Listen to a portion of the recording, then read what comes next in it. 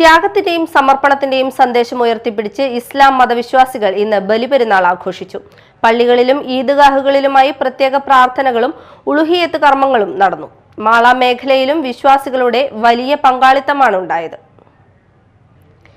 ത്യാഗത്തിന്റെയും വിശ്വാസ സമർപ്പണത്തിന്റെയും ഓർമ്മ പുതുക്കി ലോകമെമ്പാടുമുള്ള ഇസ്ലാം മതവിശ്വാസികൾ ഇന്ന് ബലിപെരുന്നാൾ ആഘോഷിച്ചു. പ്രവാചകനായ ഇബ്രാഹിം നബി അല്ലാഹുവിന്റെ കൽപ്പന അനുസരിച്ച് തന്റെ മകൻ ഇസ്മായിലിനെ ദൈവപ്രീതിക്കായി ബലിയർപ്പിക്കാൻ തയ്യാറായ സംഭവത്തിന്റെ സ്മരണയായാണ് ബലിപെരുന്നാൾ. വിശ്വാസത്തിന്റെയും അനുസരണത്തിന്റെയും പ്രതീകമായ ഈ ദിനം ഹജ്ജ് തീർത്ഥാടനവുമായി ബന്ധപ്പെട്ട പ്രധാന ആഘോഷം കൂടിയാണ്.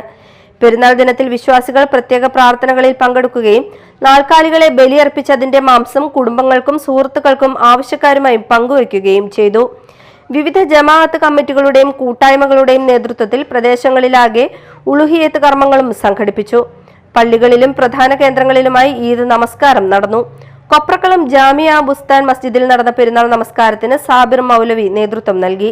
കാളമുറി മസ്ജിദുൽ മുബാറക്കിൽ നടന്ന നമസ്കാരത്തിന് ഇമാം MI അബ്ദുൽ ജലീൽ നേതൃത്വം നൽകി. മാള മഹല്ലിൽ നടന്ന ഈദ് നമസ്കാരത്തിന് ഇമാം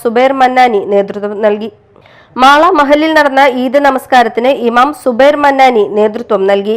നിരവധി വിശ്വാസികൾ പങ്കെടുത്തു. Media time, Mala.